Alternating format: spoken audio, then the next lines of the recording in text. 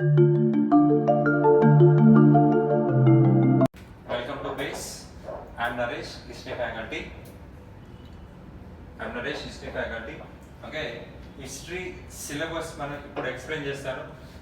SI and police constable గురించి syllabus detail గా నేను ఎక్స్ప్లెయిన్ చేస్తాను.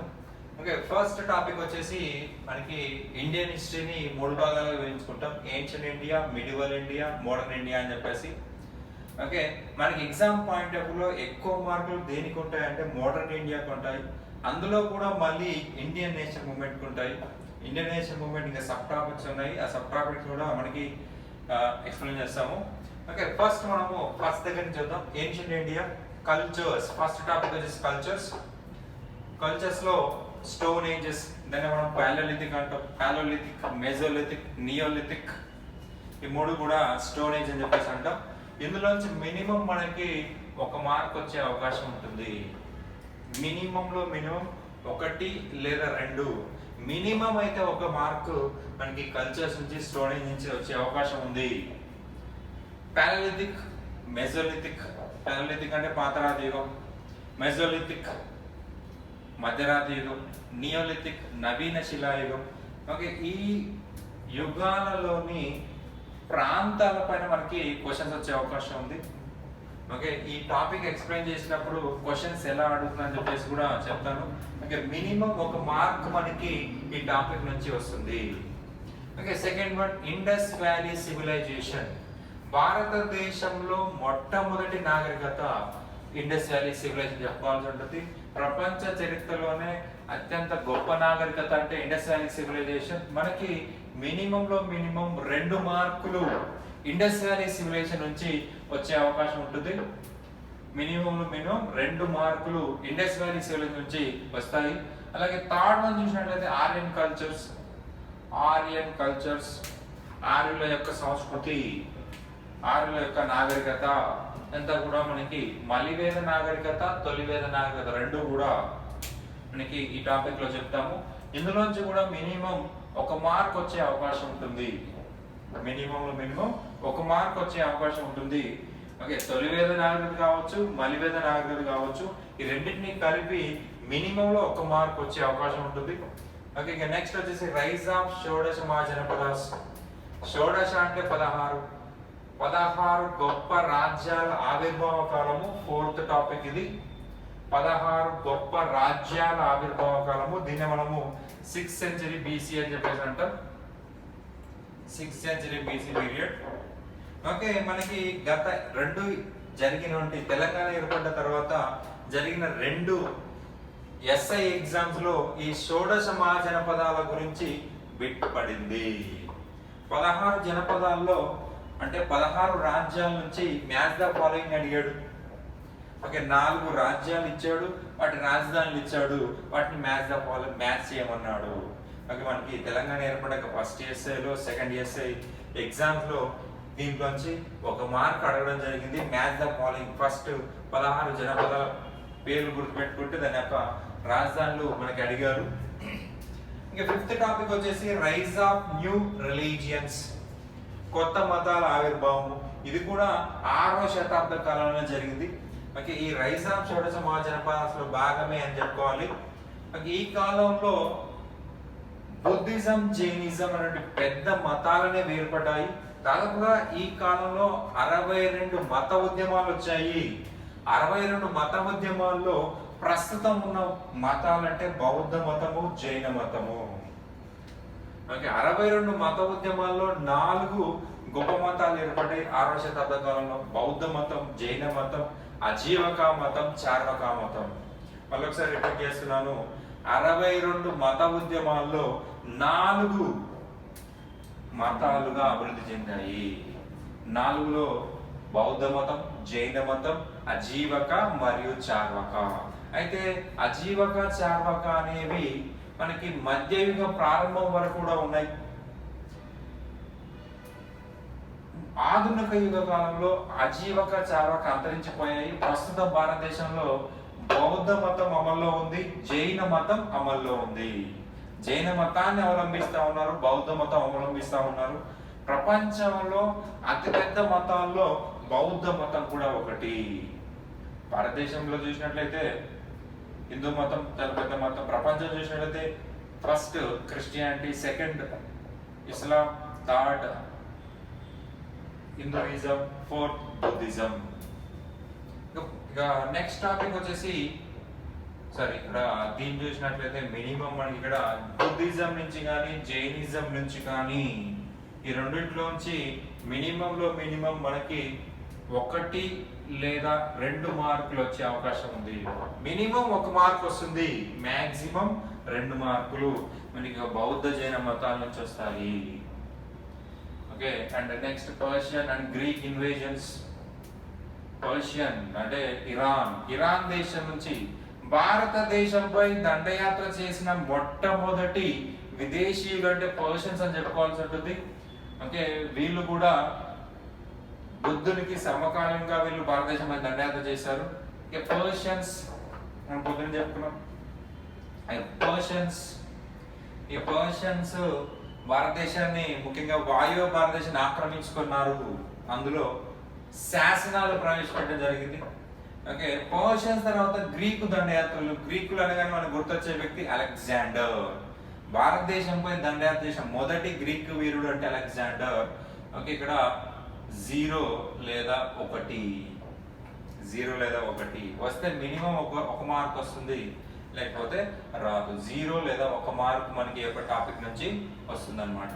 నెక్స్ట్ వచ్చేసి మౌర్యన్ ఎంపైర్. భారతదేశంలో ఏర్పడిన మొట్టమొదటి సామ్రాజ్యం అంటే మౌర్యన్ సామ్రాజ్యం అని చెప్పాల్సి ఉంటుంది. చంద్రగుప్త మౌర్యుడు ధననందుని ఓడించి ఈ మౌర్య సామ్రాజ్యాన్ని స్థాపించడం జరిగింది. మౌర్య సామ్రాజ్యం యొక్క రాజధాని అంటే పాటలీపుత్ర అని చెప్పాల్సి ఉంటుంది. అదే ప్రస్తుత పాట్నా. ఇందులో మనకి మౌర్యన్ ఎంపైర్ లో గుర్తుపెట్టుకోండి, రాజకీయ చరిత్రతో పాటు సామాజిక చరిత్ర, ఆర్థిక చరిత్ర కూడా ఎగ్జామ్ లో అడిగే అవకాశం ఉంటుంది. ఓకే, మినిమం 2 నుంచి 4 మార్కులు వచ్చే అవకాశం ఉంటుంది. 2 నుంచి 4 మార్కులు మౌర్యన్ ఎంపైర్ నుంచి వచ్చే అవకాశం ఉంది. ఓకే, మౌర్యులు అనగానే మనకు గుర్తొచ్చేది అశోకుడు. భారతదేశ చరిత్రలో తొలిసారిగా శాసనాలు ఇచ్చిన చక్రవర్తి అంటే అశోకుడు అని చెప్పాలి. అది మోస్ట్ ఇంపార్టెంట్ పాయింట్. ఓకే, శాసనాల పైన మనకి అనేక సార్లు ఎగ్జామ్ లో బిట్స్ వచ్చాయి. అలాగే అశోకుడు శాసనాల్లో ఉపయోగించిన భాషలు ఎన్ని అన్నాడు, అదొక బిట్ వచ్చింది. అశోకుడు శాసనాల్లో ఉపయోగించి స్క్రిప్ట్స్ అన్నాడు, లిపులు అన్నాడు, ఎన్ని లిపులు ఉపయోగించాడు అని చెప్పేసి అడగడం జరిగింది. ఓకే, అలాగే మౌర్యుల యొక్క పనుల విధానం పైన కూడా మనకి క్వశ్చన్స్ వచ్చాయి. మౌర్యుల యొక్క పరిపాలన, మౌర్యుల పరిపాలనకు మూలం ఏంటండి? అర్థశాస్త్రము. అర్థశాస్త్రం రాసింది ఎవరు అనేది కూడా క్వశ్చన్ వచ్చింది. ఓకే, అర్థశాస్త్రం మనకి ఇండియాలో ఉన్నటువంటి అన్ని కాంపిటేటివ్ ఎగ్జామ్స్ లో అడిగిన క్వశ్చన్ ఏంటంటే అర్థశాస్త్రము. అర్థశాస్త్రము దేనికి సంబంధించి అడిగారు? మనకి విఆర్ఓ ఎగ్జామ్ నుంచి సివిల్ సర్వీస్ ఎగ్జామ్ వరకు ప్రతి ఎగ్జామ్ లో కూడా మనకి అర్థశాస్త్రం గురించి క్వశ్చన్ వచ్చింది. ఏంటంటే అర్థశాస్త్రం డీల్స్ విత్ స్టేట్ క్రాఫ్ట్. అర్థశాస్త్రంలో రాజనీతి గురించి చెప్పడం జరిగింది. రాజు ఎలా ఉండాలి, రాజు యొక్క లక్షణాలు ఎలా ఉండాలి, అలాగే ప్రజలు ఎలా ఉండాలి, సైన్యము, కోట, మిత్రులు, ట్యాక్సెస్, ఇవన్నీ కూడా మనకి అర్థశాస్త్రంలో వివరించడం జరిగింది. సింపుల్ గా గుర్తుపెట్టుకోండి, అర్థశాస్త్రంలో రాజనీతి గురించి చెప్పాడు. అర్థశాస్త్రం అంటే ఎకనామిక్స్ కాదండి, ఇన్కమ్ సప్లై ఇవి కాదు. అర్థశాస్త్రం అంటే రాజనీతి సంబంధించిన గ్రంథము. రాసింది ఎవరు? కౌటిల్యుడు లేదా విష్ణుగుప్తుడు లేదా చాణక్యుడు. అలాగే మెగస్తనీస్, భారతదేశానికి యూరోపియన్ మౌర్యుల కాలంలో వచ్చిన గ్రీకు రాయబారి అని అడిగారు. మెగస్తనీస్ ఆయన ఇండికా గ్రంథం రాశాడు. ఓకే, ఇవన్నీ కూడా గతంలో ఎస్ఐ అండ్ పోలీస్ కానిస్టేబుల్ లో అడిగినటువంటి బిట్స్ అన్నమాట మౌర్యుల నుంచి. ఓకే, మౌర్యుల యొక్క పన్నులు, మౌర్యుల యొక్క సామాజిక విధానము, ఓకే, అశోకుని యొక్క స్తంభ శాసనాలు, అశోకుని యొక్క గుహ శాసనాలు, అశోకుని యొక్క మత విధానము, ఇవన్నీ కూడా మౌర్యుల నుంచి మనకి గత ఎగ్జామ్స్ లో అడిగినటువంటి క్వశ్చన్స్ అన్నమాట. మినిమం 2 మార్కులు, మ్యాక్సిమం 4 మార్కులు వచ్చే అవకాశం ఉంది. నెక్స్ట్ వచ్చేసి 8th వన్, పోస్ట్ మౌర్యన్ ఎరా. మౌర్యుల అనంతర యుగము. ఇక్కడ మనకి మినిమం 1 మార్కు వచ్చే అవకాశం ఉంటుంది. చాలా చిన్నది, కాకపోతే సమాజంలో మార్పుకి కారణమైంది లేదా రాజకీయ మార్పు కారణమైనది కాబట్టి మనకి ఇంపార్టెంట్. ఇందులో మనకి పోస్ట్ మోడర్న్ అంటే మనకు ఉన్న వాళ్ళు ఇండో గ్రీకులు, షెక్కులు, పార్థియన్లు మరియు కుషాను. ఈ నలుగురు కూడా పోస్ట్ మౌర్యన్ ఎరా కిందకి వస్తారు. ఓకే, ఇండో గ్రీకులు. Okay, coins. భారతదేశంలో తొలిసారిగా బంగారు నాణాలు ఇచ్చిందంటే ఇండో గ్రీకులు. అది ఎవరి కాలం అంటే పోస్ట్ మౌర్యన్ ఎరా. మౌర్యుల అనంతర యుగంలో మాత్రం మనకి భారతదేశంలో బంగారు నాణాలు వచ్చాయి. ఇండో గ్రీకులే తొలిసారిగా భారతదేశంలో బంగారు నాణాలు విడుదల చేయడం జరిగింది. ఓకే, ఇండో గ్రీకులను ఎందుకన్నామంటే వాళ్ళు భారతదేశానికి వచ్చి భారతీయ యొక్క మతాన్ని, భారతీయ యొక్క భాషను ఉపయోగించారు కాబట్టి ఇండో గ్రీకులు అంటున్నాం. షెకులు. ఓకే, షెకులు కూడా భారత మతాన్ని, భారతదేశంలో ఉన్న మతాలను, భారతదేశంలో ఉన్న భాషను ఉపయోగించడం జరిగింది. భారతదేశం తమ మాతృదేశంగా భావించడం జరిగింది. ఇక్కడ మనకి షెకుల నుంచి కానీ, పారదీయుల నుంచి కానీ, కుషానులు. ఈ కుషానులు అంటే కనిష్కుడు. కుషానులో అతి గొప్ప రాజు కనిష్కుడు. ఈ కనిష్కుడు గురించి మనకి కూడా క్వశ్చన్ వచ్చే అవకాశం ఉంటుంది. కనిష్కుడు ఒక సంవత్సరాన్ని స్టార్ట్ చేయాలి, అదే శక సంవత్సరం. ఓకే, ప్రస్తుతం భారత ప్రభుత్వం శక సంవత్సరాన్ని అమల్లో ఉంది. ఓకే, 78 ADలో కనిష్కుడు శక సంవత్సరాన్ని ప్రారంభించడం జరిగింది. ఓకే, ఈ పాయింట్స్ మీద మనకి క్వశ్చన్స్ వచ్చే అవకాశం ఉంటుంది. గత ఎగ్జామ్స్ లో కూడా ఎస్ఐ అండ్ పోలీస్ కానిస్టేబుల్ లో ఈ పాయింట్, నేను ఇప్పుడు చెప్పిన పాయింట్స్ పైన పోస్ట్ మోడల్ లో 1 మార్క్ ఖచ్చితంగా వస్తుంది. ఇక 9th టాపిక్ వచ్చేసి గుప్తులు.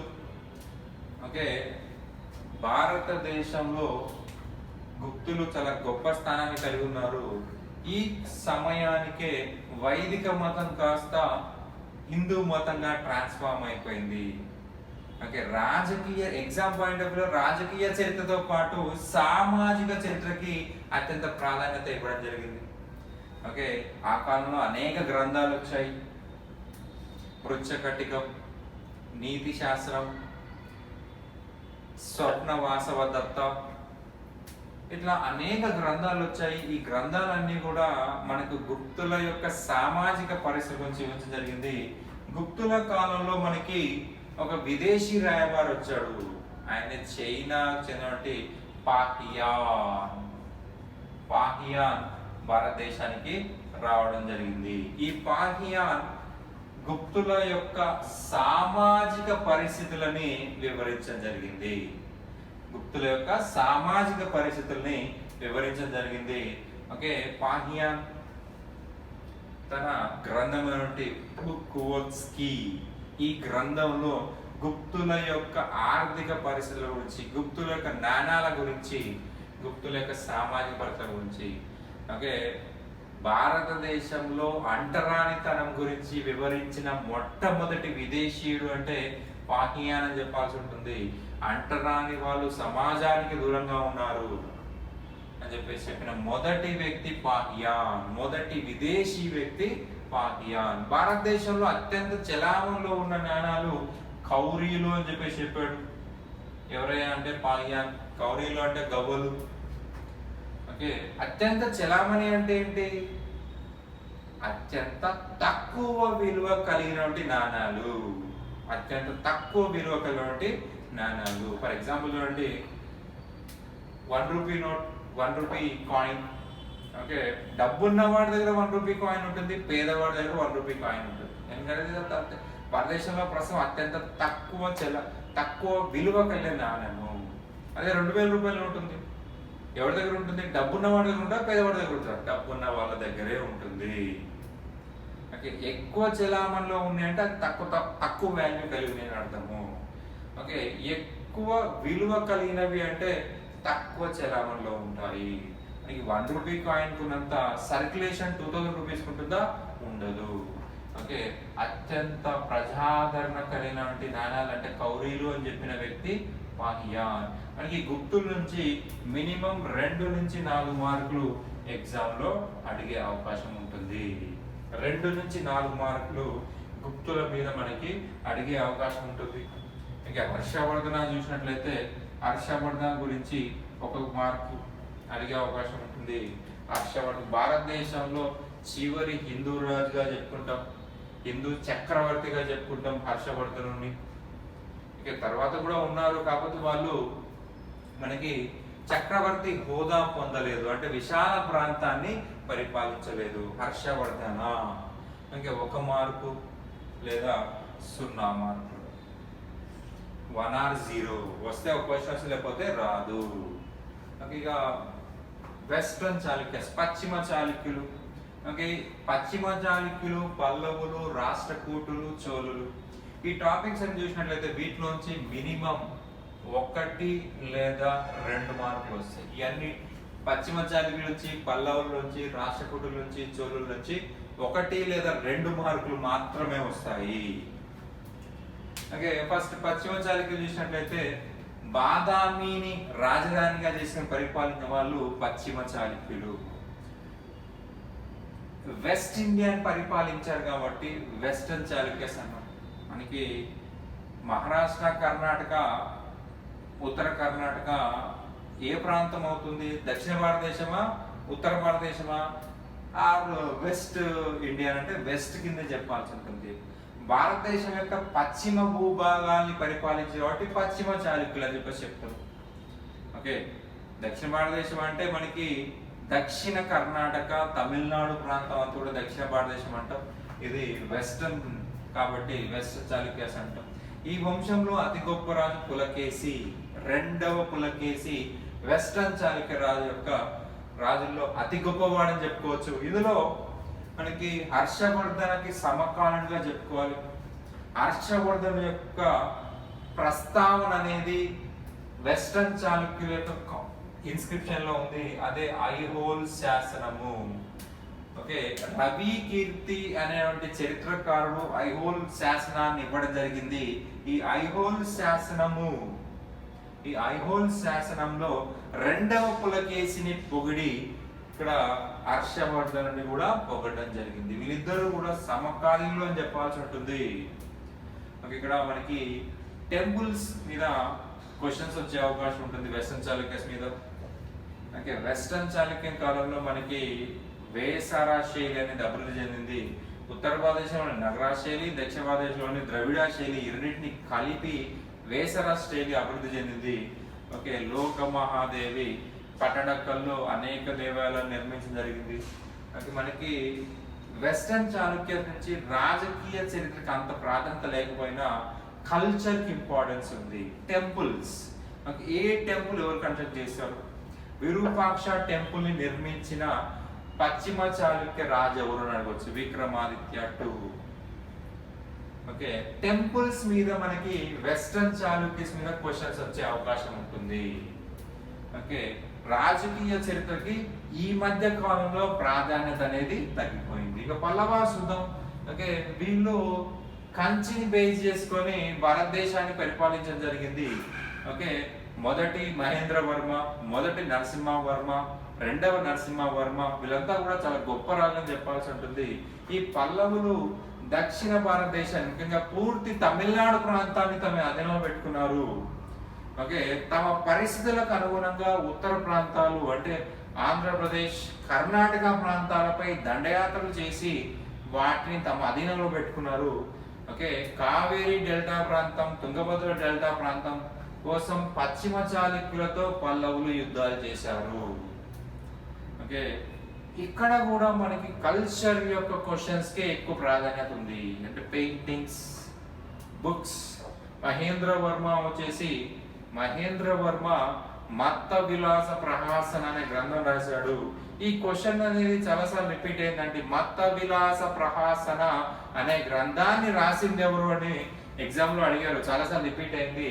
మొదటి మహేంద్రవర్మ, మత్త విలాస ప్రహాసన. ఓకే, ఈ మత్త విలాస ప్రహాసనలో వివిధ మతాలను వ్యంగ్యంగా రాజు విమర్శించడం జరిగింది. వ్యంగ్యము అంటే కామెడీ వేలో. అలాగే పెయింటింగ్స్ కూడా పల్లవుల కాలంలో డెవలప్ అయ్యాయి. అండ్ మొదటి నరసింహవర్మ వచ్చేసి మహాబలిపురం అనే సిటీ కన్స్ట్రక్ట్ చేశారు. మహాబలిపురం సిటీ నిర్మించింది ఎవరు అని కూడా గతంలో క్వశ్చన్ వచ్చింది. ఓకే, రెండవ నరసింహవర్మ ఈయన మహాబలిపురంలో తీర దేవాలయం నిర్మించాడు. ఓకే, రెండవ నరసింహవర్మని ద్రవిడ శిల్ప శైలి యొక్క పునాది వేసిన వ్యక్తిగా చెప్పుకోవచ్చు. ద్రవిడ శైలికి పునాదులు వేసిన వ్యక్తి ఎవరయ్యా అంటే రెండవ నరసింహవర్మ. ఇతని రాజసింహ అని కూడా అంటారు. ఓకే, దక్షిణ భారతదేశంలో అభివృద్ధి చెందినటువంటి శైలినే ద్రవిడ శైలి అని చెప్పేసి చెప్పడం జరుగుతుంది. ద్రవిడ శైలి. ఓకే, ఇక నెక్స్ట్ టాపిక్ వచ్చేసి రాష్ట్రకూటులు. ఎల్లోరాని బేస్ చేసుకొని దాదాపు 200 నుంచి 300 సంవత్సరాలు పశ్చిమ భాగాన్ని వెస్ట్రన్ ఇండియాని పరిపాలించడం జరిగింది.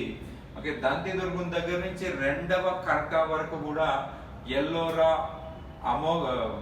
మాన్యకేటాన్ని బేస్ చేసుకొని దాదాపు 200 నుంచి 300 సంవత్సరాలు రాష్ట్రకులు పరిపాలించారు. అయితే ఇక్కడ కూడా మనకి రాజకీయ చరిత్రకు అంత ఇంపార్టెంట్ లేదు. ఓకే, కళలు, పెయింటింగ్స్, అలాగే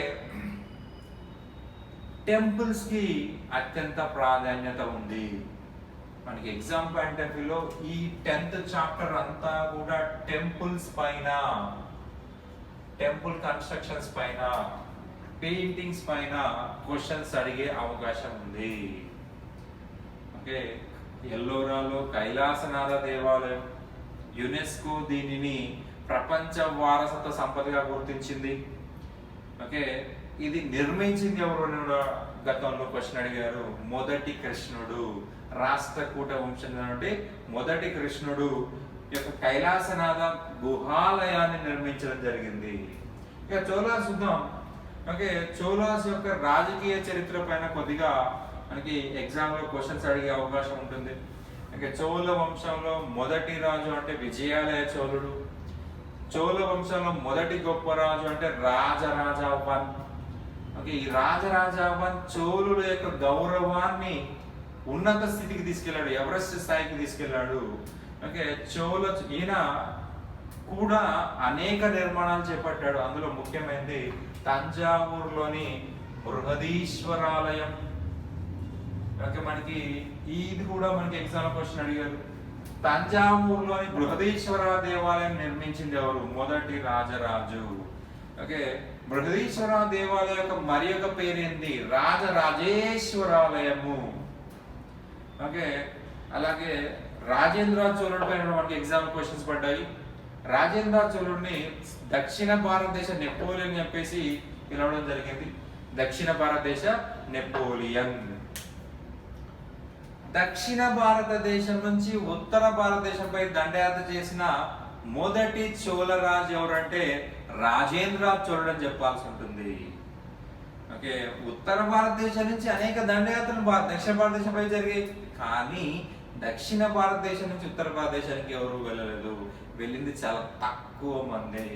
అందులో ఒక ముఖ్యమైన రాజు మొదటి రాజేంద్ర చోళుడు అని చెప్పాల్సి ఉంటుంది. గంగా నది వరకు దాటి గంగా నది వరకు ఆక్రమించుకోవడం జరిగింది. రాజేంద్ర చోళుడు యొక్క బిరుదు వచ్చేసి గంగైకొండ. గంగైకొండ అని చెప్పేసి గుర్తుపెట్టుకోండి. ఈ గంగైకొండ బిరుదు ఎవరికి ఉంది అని గతంలో అడిగారు. ఓకే, అలాగే ఇండోనేషియా వరకు ఆక్రమించుకున్న చోళ రాజు ఎవరు అని అడిగారు. రాజేంద్ర చోళుడు. మొదటి రాజేంద్ర చోళుడు. ఓకే, ఇండోనేషియా వరకు ఆక్రమించాం కాబట్టి కడారం కొండ అని చెప్పేసి టైటిల్ ఉందండి. సో ఈ టాపిక్ చూసినట్లయితే మనకి చోళులలో మాత్రమే రాజకీయ చరిత్రకు ప్రాధాన్యత ఉంది. మిగతా అన్నింటిలో కూడా కల్చర్ కి, టెంపుల్స్, పెయింటింగ్స్ వీటికి మనకి ప్రాధాన్యత ఉంది. ఇందులో 1 లేదా 2 మార్కులు వచ్చే అవకాశం ఉంటుంది. ఇక మిడివల్ ఇండియా చెప్తాం. Medieval India మధ్యయుగము.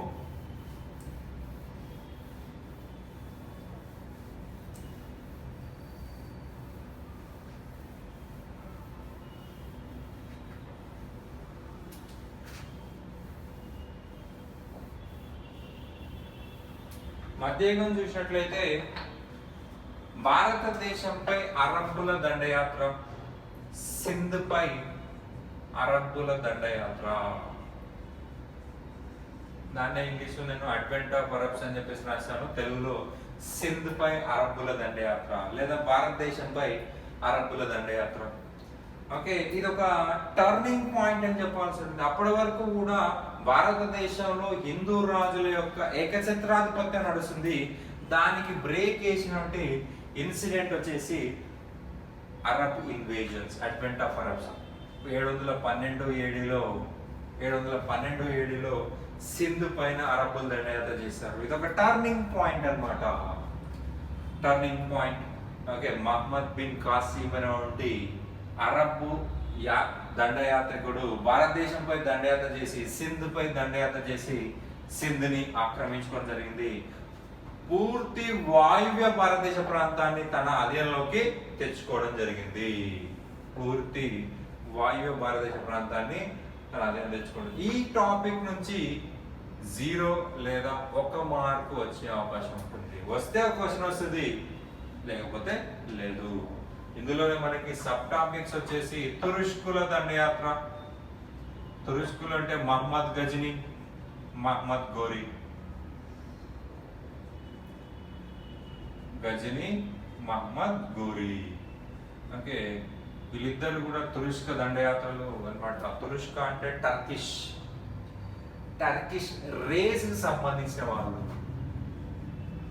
టర్కిష్ రేస్ కి సంబంధించిన వాళ్ళు. టర్కిష్ అనేది ఒక జాతి, దేశం కాదు. ఓకే, మధ్య ఆసియా అంటే ప్రస్తుత ఉజ్బెకిస్తాన్, కిర్గిస్తాన్, తుర్క్మెనిస్తాన్ ప్రాంతంలో ఉన్న ప్రజలని తురుష్కులు అని చెప్పేసి అంటారు. ఓకే, మహమ్మద్ గజని, మహమ్మద్ గోరి వీళ్ళిద్దరు కూడా టర్కిష్ జాతికి సంబంధించిన వాళ్ళు. ఓకే, అరబ్ దండయాత్ర తర్వాత వీళ్ళు భారతదేశం పైన దండయాత్ర చేయడం జరిగింది. మహమ్మద్ గజని వచ్చేసి 1000 నుంచి 1026 వరకు. ఈయన 1078లో ఒకసారి దండయాత్ర చేశాడు. అలాగే 1191, 1192 ఇలా 2 సార్లు దండయాత్ర చేశాడు. ఓకే, ఈ దండయాత్రలో మనకి 1 లేదా 0 మార్కులు వస్తాయి. ఈ టాపిక్ నుంచి 1 లేదా 0 మార్కులు వస్తాయి. ఓకే, నెక్స్ట్ టాపిక్ వచ్చేసి ఢిల్లీ సుల్తాన్స్ అండి. ఈ ఢిల్లీ సుల్తాన్స్ చూసినట్లయితే ఈ పీరియడ్ వచ్చేసి 1206 నుంచి 1526 ఢిల్లీ సుల్తాన్ల పీరియడ్. దాదాపుగా మనకి బానిస వంశము, ఖిల్జీ వంశము, తుగ్లక్ వంశము, సయ్యద్ వంశము, లోడీ వంశము, ఈ 5 రాజ్యాల వాళ్ళు, 5 కుటుంబాల వాళ్ళు ఢిల్లీని రాజధానిగా చేసుకుని పరిపాలించారు కాబట్టి ఢిల్లీ సుల్తాన్స్ అనే పేరు వచ్చింది. బానిస వంశము, ఖిల్జీ వంశము, తుగ్లక్ వంశము, సయ్యద్ వంశము, లోడీ వంశం, ఇలా 5 కుటుంబాల వాళ్ళు, 5 వంశాల వాళ్ళు ఢిల్లీని రాజధానిగా చేసుకొని 1206 నుంచి 1526 వరకు పరిపాలించారు. సో ఈ పీరియడ్ ని ఢిల్లీ సుల్తాన్ల యుగం అంటాం. ఈ ఢిల్లీ సుల్తాన్ల యుగం అనేది భారతదేశ చరిత్రకు ఒక టర్నింగ్ పాయింట్ అని చెప్పాల్సి ఉంటుంది. సమాజంలో ఒక టర్నింగ్ పాయింట్ అని చెప్పాల్సి ఉంటుంది. ఓకే, ఇందులో నుంచి మినిమం మనకి 3 నుంచి 5 మార్కులు ఎగ్జామ్ లో అడిగే అవకాశం ఉంటుంది. ఓకే, ఈ యొక్క టాపిక్ లో రాజకీయ చరిత్రకు ప్రాధాన్యత ఉంది, ఆర్థిక చరిత్రకు ప్రాధాన్యత ఉంది. ఆర్థిక సంస్కరణలు మనకి అలావుద్దీన్ ఖిల్జీ చూసినట్లయితే మార్కెట్ సంస్కరణలు తీసుకొచ్చాడు, మిలిటరీ సంస్కరణలు తీసుకొచ్చాడు, జాగీర్దారీ వ్యవస్థను రద్దు చేశాడు. ఓకే, పన్నులను విపరీతంగా పెంచాడు. ఓకే, తుగ్లక్ చూసినట్లయితే మహమ్మద్ బిన్ తుగ్లక్ కొత్త ట్యాక్స్ని పెంచాడు. కరువు వచ్చినప్పుడు కొత్త ట్యాక్స్ని పెంచాడు. ఇప్పుడు ఎలాగైతే మనకి లాక్డౌన్ ఉందో, ఓకే, ఇప్పుడే మనము డబ్బు లేని పరిస్థితుల్లో ఇంకా పెట్రోల్ రేట్లు ఎలా విపరీతంగా పెంచుతున్నారో, గత కాలంలో కూడా కరువు ఉన్న సందర్భంలో మహమ్మద్ బిన్ తుగ్లక్ ట్యాక్సీలు పెంచడం జరిగింది. ఓకే, రాజధాని మార్పిడి, ఓకే, బంగారు వెండి నాణాల స్థానంలో రాగి నాణాలు ప్రవేశపెట్టడం, ఇవన్నీ కూడా ఆర్థిక పరమైనటువంటి అంశాలుగా చెప్పుకోవాల్సి ఉంటుంది. దానివల్ల అనేక సమస్యలు రాజులు ఎదుర్కొన్నారు, ప్రజలు ఎదుర్కొన్నారు. ఓకే, అలాగే కల్చర్, సంస్కృతి, కట్టడాలకి అత్యంత ప్రాధాన్యత వచ్చింది. భారతదేశంలో అనేక కట్టడాలు ఢిల్లీ సుల్తాన్స్ నిర్మించారు. కుతుబ్ మినార్, సిరికోట, తుగ్లకాబాద్, ఫిరోజాబాద్, హిస్సార్, ఇవన్నీ కూడా ముఖ్యమైన నగరాలు, కట్టడాలు. ఈ కట్టడాల పైన కూడా మనకి ఎగ్జామ్లో మార్కులు వచ్చి ఎగ్జామ్లో క్వశ్చన్స్ అడగడం జరిగింది. అలాగే సంగీతం మీద కూడా మనకి ఈ ఎగ్జామ్లో ఢిల్లీ సుల్తాన్ నుంచి అడగడం జరిగింది. ముఖ్యంగా సంగీతం అనగానే మనకు గుర్తొచ్చే వ్యక్తి అమీర్ ఖుస్రో. ఆయన కనిపెట్టినటువంటి సంగీతము, ఆయన కనిపెట్టినటువంటి రాగాలు. ఓకే, అమీర్ ఖుస్రో ఏ సంగీతం పైన ఎక్కువ సాధన చేశాడు?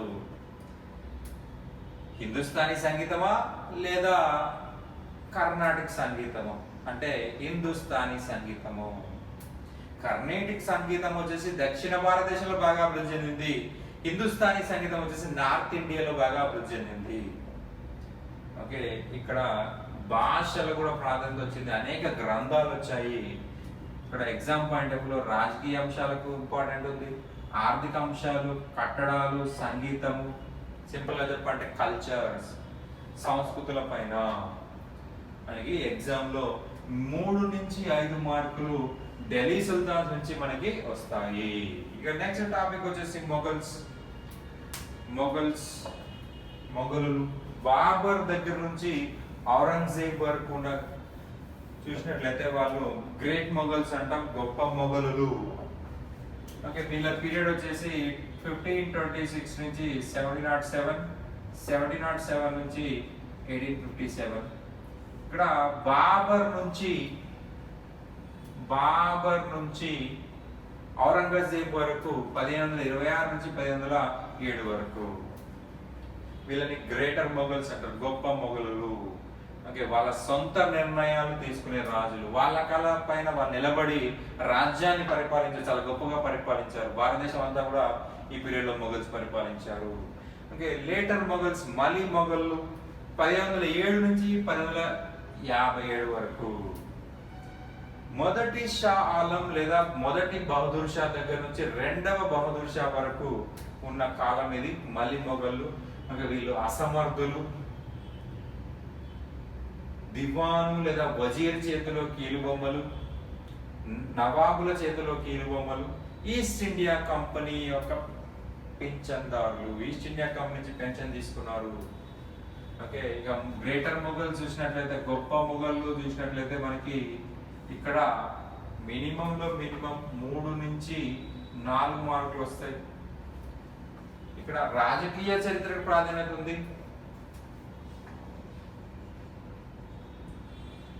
సామాజిక చరిత్రకు ప్రాధాన్యత ఉంది, ఆర్థిక అంశాలు ప్రాధాన్యత ఉంది, సంగీతము, సంస్కృతులు, సింపుల్ గా చెప్పంటే కల్చర్ మీద మనకి ఎగ్జామ్ లో క్వశ్చన్స్ అడిగే అవకాశం ఉంది. రాజకీయ అంశాలు, ఓకే, తిరుగుబాట్లు. ఫర్ ఎగ్జాంపుల్, జహంగీర్ తన తండ్రి అయిన అక్బర్కి వ్యతిరేకంగా తిరుగుబాటు చేశాడు. ఖుస్రో తన తండ్రి అయినటువంటి జహంగీర్కి వ్యతిరేకంగా తిరుగుబాటు చేశాడు. షాజహాన్ తన తండ్రి అయినటువంటి జహంగీర్ పైన తిరుగుబాటు చేశాడు. ఔరంగజేబ్ తన తండ్రి అయినటువంటి షాజహాన్ పైన తిరుగుబాటు చేశాడు. రాజకీయ అంశాలు. ఓకే, వివిధ ప్రాంతాల ఆక్రమణ. ఓకే, మొదటగా అక్బర్ ఆక్రమించుకున్న ప్రాంతం, చివరగా అక్బర్ ఆక్రమించుకున్న ప్రాంతం. ఓకే, ఔరంగజేబు యొక్క ఆర్థిక విధానం, ఔరంగజేబు యొక్క మత విధానం, అక్బర్ యొక్క ఆర్థిక విధానం. ఓకే, రాజాతో అక్బర్ అనగానే మనకి ఆర్థిక విధానం గుర్తొచ్చినట్లయితే అక్కడ రాజా తోడర్మల్ గురించి అడిగే అవకాశం ఉంటుంది. బందోబస్త్ సిస్టమ్, దాన్ని జప్తీ సిస్టమ్ అని చెప్పేసి అంటాం. ఓకే, వాటి గురించి ఎగ్జామ్ లో అడిగే అవకాశం ఉంటుంది. మన్సబ్దారీ వ్యవస్థ, సైన్యం పైన కూడా మనకు క్వశ్చన్ వచ్చే అవకాశం ఉంటుంది. మన్సబ్దారీ వ్యవస్థ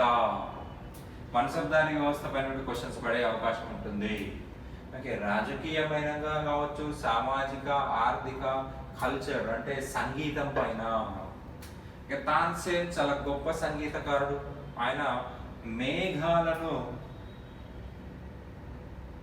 మేఘమదనము అంటే మేఘాన్ని వర్షించే విధంగా చేయగలడు. ఓకే, మీ ఆకాశం నుంచి నిప్పులు రాలే విధంగా కూడా సంగీతం వాయించగలడు, అంత గొప్ప సంగీతకారుడు.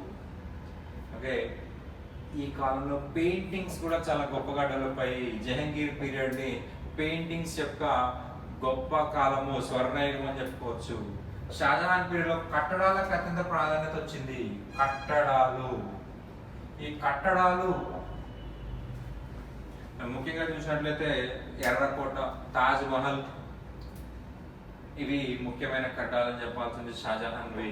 వీటి పైన కూడా మన గత ఎగ్జామ్స్ లో క్వశ్చన్స్ పడ్డాయి. మొఘల్స్ నుంచి కూడా 3 నుంచి 4 మార్కులు మనకి పడే అవకాశం ఉంది. ఇక మోడర్న్ ఇక్కడ మరాఠాస్ శివాజీ. ఇక్కడ నుంచి మనకి రాజకీయ చరిత్ర కంటే కూడా రాజకీయ చరిత్రకి తక్కువ ప్రాధాన్యత ఉంది. శివాజీ యొక్క ఆర్థిక విధానము, శివాజీ యొక్క అష్టప్రధానులు, శివాజీ యొక్క సైన్యము, శివాజీ యొక్క నౌకా స్థావరాలు, వీటిపైన రెగ్యులర్ క్వశ్చన్స్ పడుతున్నాయి. మినిమం మరాఠాస్ నుంచి 1 మార్క్ వస్తుంది. ఓకే, ఇక మోడర్న్ ఇండియా చూద్దాం.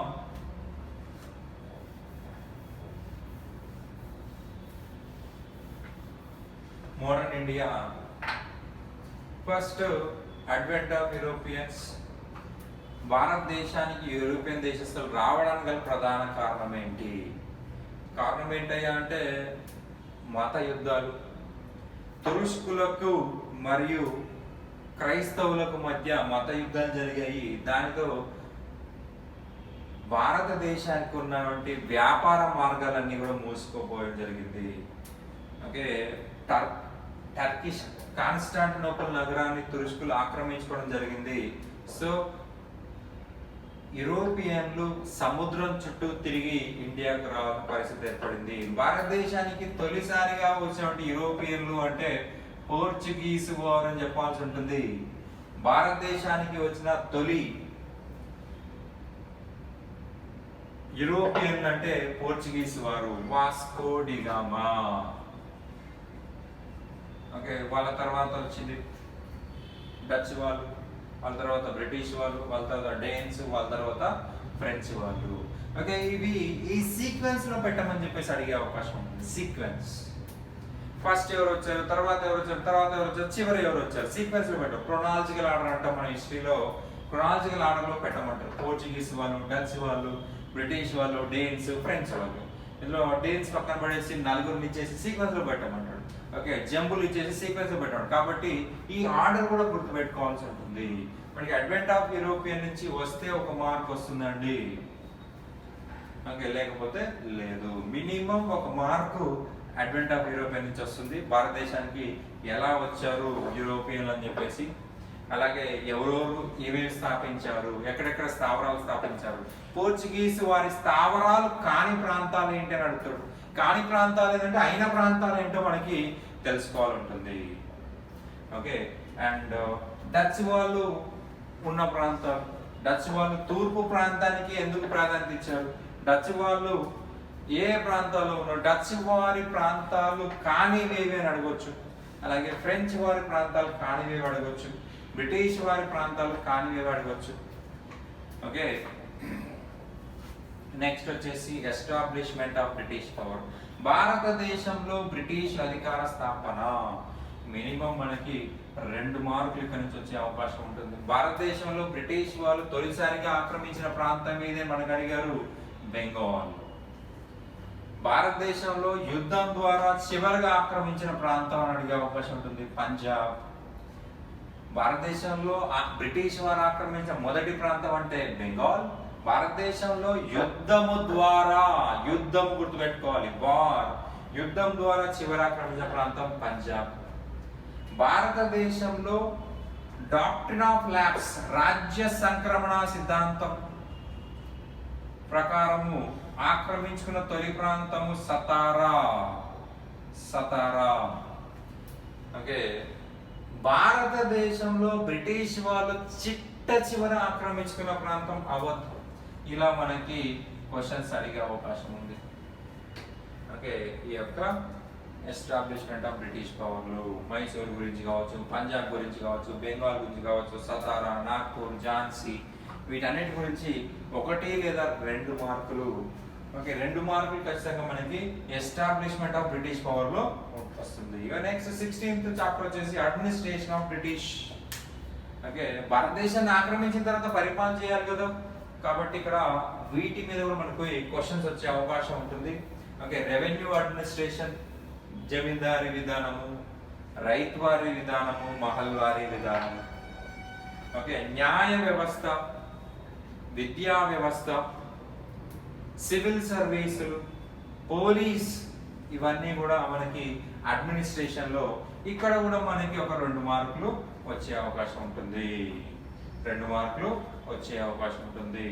Socio religious reform movement. భారతదేశంలో విదేశీ విద్య ప్రవేశపెట్టేసరికి ఇండియాలో అనేక మార్పులు చోటు చేసుకున్నాయి. సో ఇక్కడ సమాజ మార్పు కోసం అనేక ఉద్యమాలు ప్రారంభమయ్యాయి. బ్రహ్మ సమాజం, ఆర్య సమాజం, దివ్యజ్ఞాన సమాజం. ఓకే, ఈశ్వరచంద్ర విద్యాసాగర్ లాంటి వాళ్ళు సమాజంలో మార్పు కోరుకున్నారు. రాజా రామ్మోహన్ రాయ్ సమాజంలో మార్పు కోరుకున్నాడు. ఓకే, అండ్ లోకహితవాది అని చెప్పేసి ఎవరిని అంటారు? రాజా రామ్మోహన్ రాయ్ ప్రారంభించిన న్యూస్ పేపర్స్ ఏంటి? దయానంద సరస్వతి ప్రారంభించిన న్యూస్ పేపర్స్ ఏంటి? దయానంద సరస్వతి స్టార్ట్ చేసినట్టు రాసినట్టు పుస్తకాలు ఏంటి? స్వామి వివేకానంద రాసిన పుస్తకాలు ఏంటి? స్వామి వివేకానంద ముద్రించిన పేపర్స్ ఏంటి? అలాగే ఈశ్వరచంద్ర విద్యాసాగర్ గొప్పతనం ఏంటి? కందుకూరి వీరేశలింగం. ఓకే, పండిత రమాబాయి, వీళ్ళందరి గురించి మినిమం 1 లేదా 2 మార్కులు మనకి ఎగ్జామ్ లో అడిగే అవకాశం ఉంటుంది. ఇక మెయిన్ టాపిక్ వచ్చేసి ఇండియన్ నేషనల్ మూవ్మెంట్. భారతదేశంలో జాతీయ ఉద్యమ ప్రారంభము, కాంగ్రెస్ స్థాపన, అలాగే అందులో 3 భాగాలు. మితవాద యుగం. మితవాద యుగం మనకి కాంగ్రెస్ స్టార్ట్ చేసింది 1885లో. 1885 నుంచి 1905 వరకు ఉన్న పీరియడ్ ని మితవాద యుగం అని చెప్పేసి అంటాం. అతివాద యుగం 1905 నుంచి 1920. అండ్ గాంధీ యుగం 1920 నుంచి 1947 వరకు. ఓకే, ఈ 3 యుగాల విభజన జరిగింది. ఇందులో మనం డీటెయిల్ గా చదువుకుంటాం. Indian national movement and formation of Congress, ఈ 2 టాపిక్ల నుంచి. ఓకే, ఈ ఫార్మేషన్ ఆఫ్ కాంగ్రెస్ లోని 3 కూడా వస్తాయి. ఓకే, ఇక్కడ నుంచి ఇక్కడ ఇండియన్ నేషనల్ మూవ్మెంట్ అంటే 1885 నుంచి 1947 వరకు. ఓకే, ఇక్కడ నుంచి చూసినట్టు దాదాపుగా మనకి 15 మార్కులు వచ్చే అవకాశం ఉంటుంది. 15 మార్కులు వచ్చే అవకాశం ఉంటుంది. మితవాద యుగంలో ముఖ్య నాయకులు ఎవరు? మితవాద యుగంలో ముఖ్య నాయకులు కానివ్వరు మనకి దాదాబాయి నౌరోజీ, డబ్ల్యూసి బెనర్జీ, ఆనంద్ మోహన్ బోస్, అలాగే తిలక్. ఈ కింది వాటిలో మితవాది కాని వ్యక్తి అంటారు. ఇక్కడ మితవాదులు ఎవరు? దాదాబాయి నౌరోజీ, డబ్ల్యూసి బెనర్జీ, ఆనంద్ మోహన్ బోస్. ఈ 3 కూడా మితవాదులు. మరి తిలక్ అతివాది. సో అతివాది అంటే తిలక్ ఇక్కడ ఆన్సర్ అవుతుంది. ఓకే, ఈ కాలంలో మితవాదులు చేసిన పనులు, భారతదేశం యొక్క సక్సెస్ అనేది ఇక్కడ డిస్కస్ చేసుకుంటాం. ఓకే, అలాగే అతివాదులు బాలగంగాధర్ తిలక్, లాలా లజపత్ రాయ్, బిపిన్ చంద్రపాల్, అరబిందో ఘోష్, అజిత్ సింగ్, వీళ్ళంతా కూడా ముఖ్యమైన నాయకులు అని చెప్పాల్సి ఉంటుంది. మనకి ఈ కాలంలోనే స్వదేశీ ఉద్యమం వచ్చింది, బెంగాల్ పార్టీషన్ మూమెంట్ వచ్చింది. అలాగే మనకి ఈ పీరియడ్ లోనే ముస్లిం లీగ్ పార్టీ ఏర్పడింది. 1906 ముస్లిం లీగ్ పార్టీ ఢాకాలో ఏర్పడింది. 1909 మింటో మార్లే సంస్కరణలు, వీటిపైన కూడా మనకి క్వశ్చన్ అడిగే అవకాశం ఉంటుంది. 1909 చాలా ఇంపార్టెంట్. మతాన్ని ఆధారంగా ప్రత్యేక నియోజకవర్గాలు మింటో మార్లే సంస్కరణ ద్వారా ఏర్పడడం జరిగింది. హోమ్ రూల్ ఉద్యమం మనకి అతివాద యుగంలో భాగము. ఓకే, 1915లో హోమ్ రూల్ లీగ్ ఏర్పడింది. 1916లో హోమ్ రూల్ మూవ్మెంట్ అనేది స్టార్ట్ అయింది. హోమ్ రూల్ ఉద్యమం అనేది ప్రారంభమైంది. ఓకే, లక్నో సమావేశం కూడా మనకి ఎగ్జామ్ పాయింట్ లో చాలా ఇంపార్టెంట్. ఓకే, లక్నో సమావేశం 1916. 1917 కలకత్తా సమావేశము. ఓకే, అనిబిసెంట్ హోమ్ రూల్ ఉద్యమాన్ని ముందుకు నడిపింది. భారత జాతీయ కాంగ్రెస్ కు మొదటి మహిళా అధ్యక్షురాలు అంటే అనిబిసెంట్ అనాలి. భారత జాతీయ కాంగ్రెస్ కు మొదటి భారత మహిళా అధ్యక్షురాలు అంటే సరోజిని నాయుడు అని చెప్పాల్సి ఉంటుంది. ఇక్కడ అనిబిసెంట్ భారత మహిళ కాదంటే కాదు, ఆమె ఐర్లాండ్ సంబంధించిన వ్యక్తి. సో అది గుర్తుపెట్టుకోండి. ఆమె కలకత్తా సమావేశానికి అధ్యక్షురాలు వహించడం జరిగింది. ఇక్కడ కాంగ్రెస్ సెషన్ గురించి చెప్తున్నాం కదా, మొదటి అధ్యక్షుడు ఎవరు, రెండో అధ్యక్షుడు ఎవరు, మూడో అధ్యక్షుడు ఎవరు, నాలుగో అధ్యక్షుడు ఎవరు అడిగే అవకాశం ఉంటుంది. మొదటి అధ్యక్షుడు లేదా మొదటి క్రిస్టియన్ అధ్యక్షుడు అని అడిగే అవకాశం ఉంటుంది. మొదటి క్రిస్టియన్ అధ్యక్షుడు అంటే డబ్ల్యూసి బెనర్జీ. మొదటి పార్సీ అధ్యక్షుడు లేదా రెండవ అధ్యక్షుడు దాదాబాయి నౌరోజీ. మొదటి ముస్లిం అధ్యక్షుడు బద్రుద్దీన్ త్యాబ్జీ లేదా మూడవ అధ్యక్షుడు అంటే బద్రుద్దీన్ త్యాబ్జీ, మద్రాస్ సెషన్. మొదటి విదేశీ అధ్యక్షుడు జార్జ్ యూల్. అలహాబాద్ లో జరిగినటువంటి సమావేశానికి అధ్యక్షత వహించి జరిగింది. ఓకే, అండ్ అతివాద యుగంలో మనకి తీవ్రవాద కార్యకలాపాలు జరిగాయి. ఓకే, బ్రిటిష్ వారు చరిత్ర రాశారు కాబట్టి తీవ్రవాదం అన్నాము. ఓకే, మన పరంగా చూసినట్లయితే వాళ్ళు విప్లవకారులు. ఓకే, అతివాద తీవ్రవాదము. ఓకే, విప్లవాలు మనకి ఈ కాలంలో వినాయక్ దామోదర్ సావర్కర్ సోదరులు, చాపేకర్ సోదరులు, వాసుదేవ్ బల్వంత్ ఫాడ్కే, అలాగే అనుశీలన్ సమితి ఆఫ్ బెంగాల్, అనుశీలన్ సమితి ఆఫ్ ఢాకా, అరవిందో వరీంద్ర కుమార్ ఘోష్. ఈ వరీంద్ర కుమార్ ఘోష్ వచ్చేసి అరవిందో ఘోష్ యొక్క బ్రదర్. ఓకే, భూపేంద్రనాథ్ దత్తా, స్వామి వివేకానంద యొక్క బ్రదర్ భూపేంద్రనాథ్ దత్తా. ఈయన కూడా తీవ్రవాది అని చెప్పుకోవాలి. రెవల్యూషనరీ టెర్రరిజం, ఇంకా తీవ్రవాదం, విప్లవాత్మక తీవ్రవాదానికి పునాదులు వేశారు. ఓకే, బెంగాల్లో విప్లవాత్మకి చాలా ప్రాధాన్యత ఇవ్వడం జరిగింది. ఓకే, అండ్ దాని తర్వాత చెప్పుకోదగ్గదంటే Hindustan socialist republican army, Chandrashekhar Azad, Sachindra Sanyal, Ashfaqulla Khan వీళ్ళంతా కూడా స్టార్ట్ చేయడం జరిగింది. అలాగే దాంట్లో చేరిన అతి ముఖ్యమైన సభ్యుడు అంటే భగత్ సింగ్. అలాగే భారతదేశం బయట కూడా కొన్ని తీవ్రవాద కార్యకలాపాలు మనకి అతివాద యుగంలో జరిగాయి, గాంధీ యుగంలో కూడా జరిగాయి. ఇక గాంధీ యుగం చూసినట్లయితే 1920 నుంచి 1947. గాంధీ యుగం అని ఎందుకు పేరు పెట్టామంటే ఈ యొక్క పీరియడ్ లో గాంధీ ప్రధానమైన నాయకుడు. ఓకే, మకుటం లేని మహారాజుగా ఉద్యమాన్ని ముందుకు నడిపాడు గాంధీజీ 1920 నుంచి 1947 వరకు. ఓకే, గాంధీ చేసిన ప్రధాన ఉద్యమాలు అంటే స్టార్టింగ్ ఫస్ట్ 3 గుర్తుపెట్టుకోవాలి.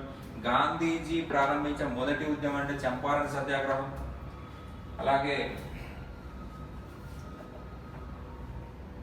అహ్మదాబాద్ మిల్ స్ట్రైక్, ఖేదా సత్యాగ్రహం. ఈ 3 కూడా గాంధీజీ ప్రారంభించిన 3 ప్రాంతీయ ఉద్యమాలు. భారతదేశంలో గాంధీజీ ప్రారంభించిన మొదటి జాతీయ ఉద్యమం అంటే రౌలత్ సత్యాగ్రహము. చాలా మంది ఏమంటే సహాయ నిరాకరణ ఉద్యమమే మొదటిది అంటారు. సహాయ నిరాకరణ ఉద్యమం కంటే ముందు రౌలత్ సత్యాగ్రహం చేయడం జరిగింది భారతదేశం మొత్తానికి. అది ఓకే, గాంధీజీ ప్రారంభించిన మొదటి జాతీయ ఉద్యమం అంటే రౌలత్ సత్యాగ్రహము. దాని తర్వాతే సహాయ నిరాకరణ ఉద్యమం చెప్పుకోవచ్చు. సహాయ నిరాకరణ ఉద్యమము. ఓకే, అండ్ నెక్స్ట్ వచ్చేసి క్విట్ ఇండియా శాసన ఉల్లంఘన, సివిల్ డిసోర్డర్ మూవ్మెంట్, సైమన్ కమిషన్, అలాగే గయా కాంగ్రెస్ సెషన్. ఇవన్నీ కూడా మనకి గాంధీ యుగంలో ముఖ్యమైనది. Quit India movement. అయితే ఈ కాంగ్రెస్ పీరియడ్ 1885 నుంచి 1947 ఎగ్జామ్స్ లో కాంగ్రెస్ సెషన్స్ అడిగే అవకాశం ఉంటుంది. కాంగ్రెస్ సమావేశాలు అయితే మనకి 1885 నుంచి 1947 వరకు ప్రతి సమావేశం గుర్తుపెట్టుకోవాలంటే ఎవరికి గుర్తుండవు. ఓకే, ఏదైనా ఉద్యమం జరిగితే దానికి కనెక్టెడ్గా ఉన్నటువంటి సమావేశాలు గుర్తుపెట్టుకుంటే సరిపోతుంది. ఓకే, ఫర్ ఎగ్జాంపుల్ 1905లో బెంగాల్ విభజన జరిగింది. సో 1905, 1906, 1907 ఈ మూడు గుర్తుపెట్టుకోవాలి. 1905లో కలకత్తాలో జరిగింది, 1905లో బెనారస్లో జరిగింది, 1906లో కలకత్తాలో జరిగింది, 1907లో సూరత్లో జరిగింది. బెనారస్ గోపాల్ కృష్ణ గోఖలే, 1906 కలకత్తా దాదాబాయి నౌరోజీ, 1907 సూరత్. ఈ సూరత్ సమావేశంలో కాంగ్రెస్ పార్టీ రెండుగా విడిపోయింది, సూరత్ స్ప్లిట్ అని చెప్పేసి అంటాము. 1916 లక్నో సమావేశము, ఇది కూడా ఇంపార్టెంట్ అండి, ఎందుకంటే ఈ లక్నో సమావేశంలో విడిపోయిన కాంగ్రెస్ ఏర్పడింది. 1907లో కాంగ్రెస్ పార్టీ రెండు ముక్కలైతే 1916లో లక్నో సమావేశంలో మళ్ళీ కలుసుకున్నారు. అతివాదులు మితవాదులు 1907లో విడిపోతే 1916లో కలుసుకున్నారు, రీయునైట్ అయ్యారు.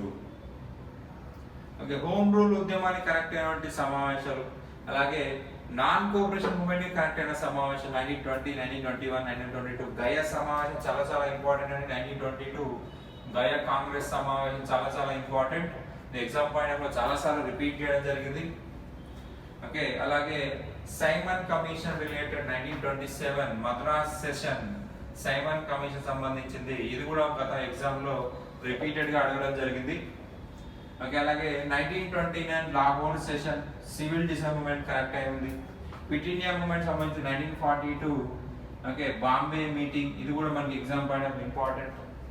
భారతదేశానికి స్వాతంత్రం వచ్చినప్పుడు అధ్యక్షుడు ఎవరు, ఇది మనకి ఎగ్జామ్ లో అడగడం జరిగింది.